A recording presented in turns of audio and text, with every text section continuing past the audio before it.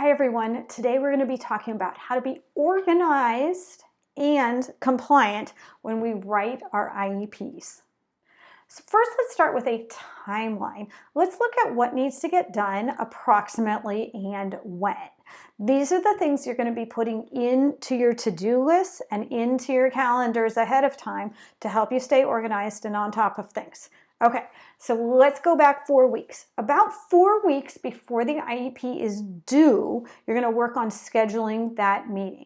So you are going to send out your doodle. You're going to figure out what day and time works best. You are going to use your calendar to send that day and time to everyone. And you probably also have to send home a paper meeting notice.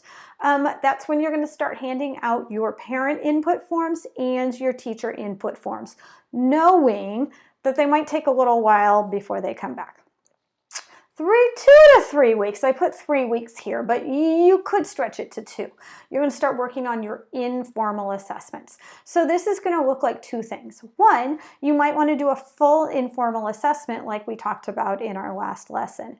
The other is you might want to just be doing your progress monitoring on how your student did with their goals. You need to put into that IEP how they did last year on their goals. So get it done with now to help you when you think of your new goals. 1 week before your IEP, you've hopefully gotten back your teacher input, ideally your parent input, your informal assessments or progress monitoring are done, and now you're ready to actually write the IEP, or at least write the present levels of the IEP. So what I would recommend is that you go through all the information you have and you start going through subject by subject. How is the student doing? Are they at grade level? Are they not at grade level? What accommodations do they need in those areas, etc.? You can also start creating potential goals. Now, these goals are not going to be set in stone until you have your IEP meeting, but it often is really helpful for the team if you go in with these ideas. Like, I think maybe Johnny should work on blank. The other thing is that you really want to start thinking about accommodations and modifications that that child needs. Now, in my district, if we think a child needs an accommodation, but we don't know, we might put it in the present levels as we are going to try blankety blank as an accommodation so that it's in there. We might also just put that in the meeting notes. If you know that this child needs a certain accommodation, then you're going to make sure that you put that in the accommodation or modification section of the IEP. In a lot of districts, and best practice would be to send home that IEP to the family about a week in advance so that they have plenty of time to go through it, to look through it, to decide what it is they have questions about, maybe what they disagree with, to provide their input, things like that.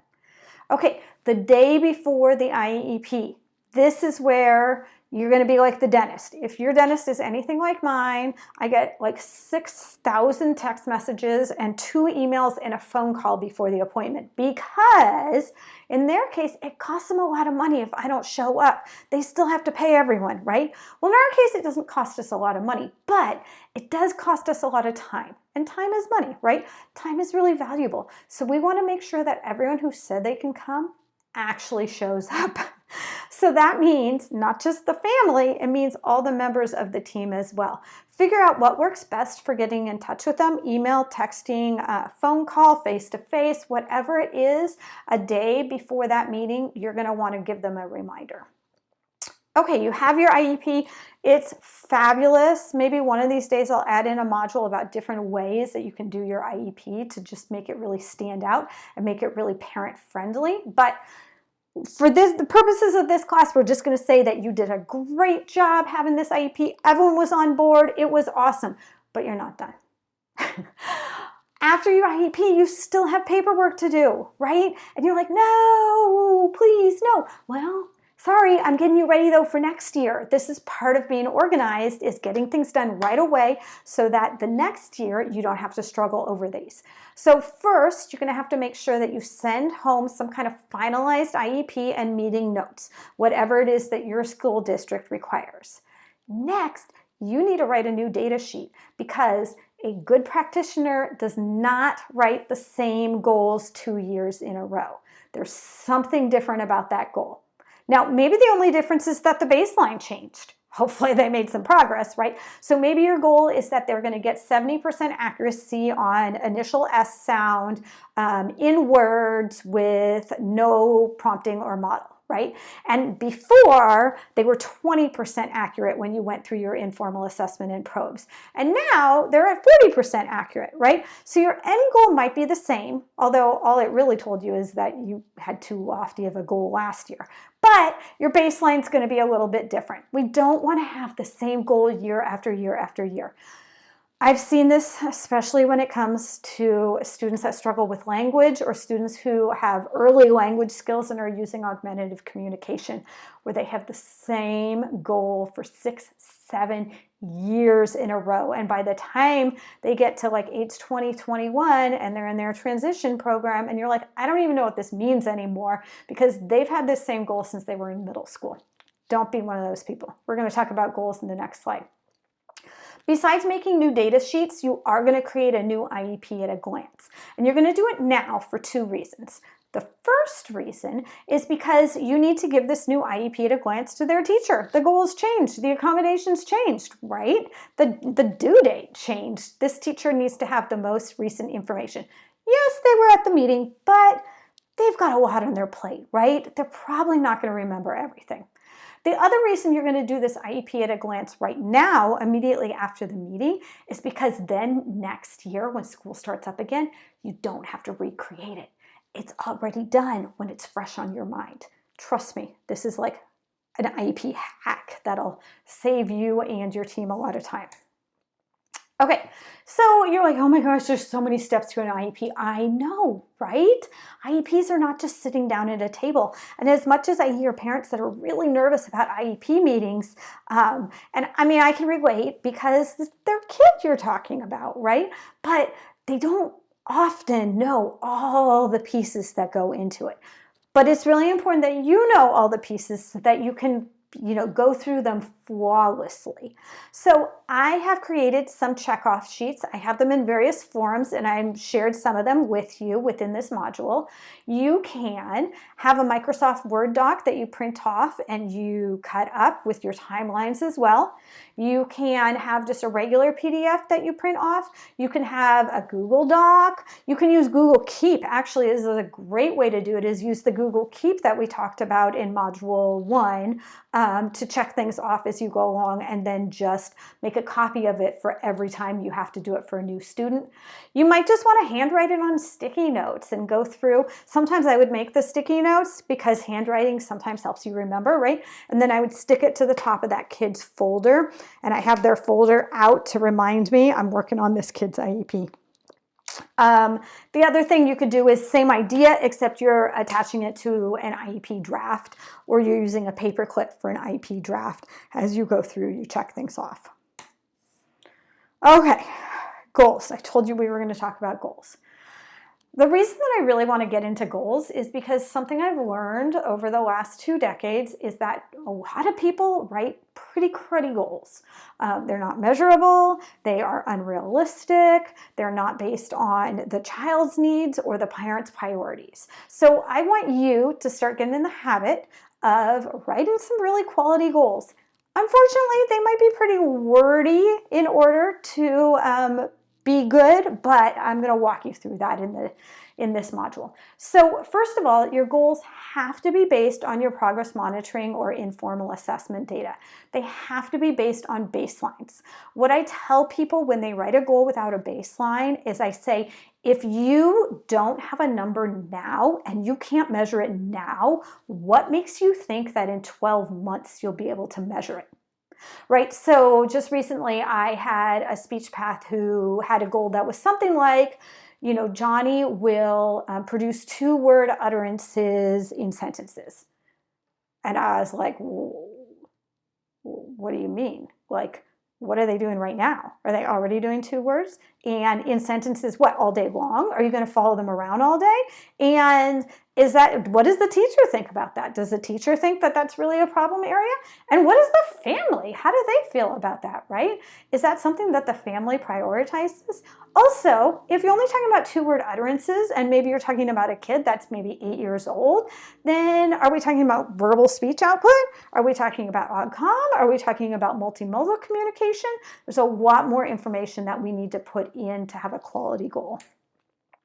So goals should be based on a measurable baseline. The other thing is they should be attainable. Do not write 80% accuracy if you don't think the kid can get to 80% accuracy this year. When I run into this a lot is with those language goals and those darn R's. If you have a brand new kid just starting to work on R, please do not write a goal that they're going to be producing R in all situations in conversational speech within a year, unless you are like a ninja. Maybe they're going to get 80% in initial word position with a prompt, but be realistic. Use your clinical experience to be like, this is a realistic goal. The other thing is we want to be specific. So like I just said in the last one, what position of word is it going to be in? Are you going to give any prompts? Are the prompts going to be verbal or visual or written? What exactly is it going to look like? So that if someone else comes in and inherits your goal, they know exactly what you're talking about. Actually, on that note, I used to, and then I got lazy about it, but I used to actually attach my probes to the IEP just in case that student were to move into a new school district so that the new SLP would be able to measure the probes to see if that student was actually making progress on the goals. And that's why I like probes now, because they're static. And I don't use probes like during my speech sessions. I think they're kind of useless there. But once a month or once every 2 months when I do progress monitoring, I do feel like probes are accurate. And after doing my research for my doctorate, I realized how important it is for these things to stay consistent. Because as soon as you change one portion of it, you're not measuring the same thing. And we want to be measuring the same thing periodically throughout the year, or at least at the beginning and the end of the year. Okay, so here's an example that I wrote. So this was a kiddo that we just said is going to be working on B sounds, and here it is. DeAndre will increase his correct production of initial B sounds in words from 30 to 70% accuracy when given a picture card and no models in 8 out of 10 words in 2 data collection periods. Is this the perfect goal? No. But does it fulfill most of these requirements? Yes. So I show you there, based on measurable data, this kiddo is starting at 30% accuracy. Is it attainable? Well, my clinical experience would say that yes. For this kiddo, he is going to be able to increase to 70%. Is it meaningful? Well, I don't know from this particular goal, but I would say that not being able to produce the B sound often makes it pretty difficult for other people to understand you. Also, maybe his last name starts with the letter B, right? So then it's even more important that he master this sound. And is it specific? Well, look what I put in here, that he's going to do it from picture cards with no models in 8 out of 10 words in 2 data collection periods. What I should have probably added was 2 consecutive data collection periods or 2 out of 3 consecutive data collection periods or something like that. Because the way it's written right now, it could be 2 data periods, 1 in January and 1 in May. So that part was not as specific as it could be. So that's an example. A non-example, and this is what I see all the time when I inherit IEPs, DeAndre will correctly produce B sounds with 80% accuracy. Okay, do you see the difference there? There's no baseline. It might be attainable, I mean, maybe, but everyone sticks that darn 80% in. Meaningful? I don't know. And specific, definitely. This is not specific. A new SLP coming in, might look at it in picture cards. They might do it in conversation. They might be doing final B sounds. They might be doing multisyllabic B sounds. Oh, I could have put that up above too. Initial, multisyllabic or 1-syllable words. That would be even more specific. Okay.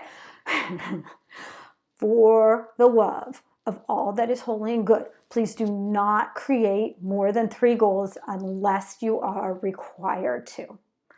If you write something that says, Johnny will produce all age appropriate sounds with 80% accuracy by the time their next IEP comes around, you have essentially written 25 goals, right? Because depending on that kid's age, that might include B, P, M, D, T, right? I don't have time to measure all of those things. Only write a goal that you are willing to go through and actually take progress monitoring data on. And that means that you can't write 8 different objectives under the goal either, right? So different districts deal with objectives differently. I typically would say that the objectives are simply shorter term. By spring, they'll do this. By fall, they'll do this. By winter, they'll do this. That worked out really well for me. So I would say one sound, then I say maybe a language goal, and then maybe I would have a fluency goal. You do not need to only work on these goals. These goals are just telling you what you're going to be measuring.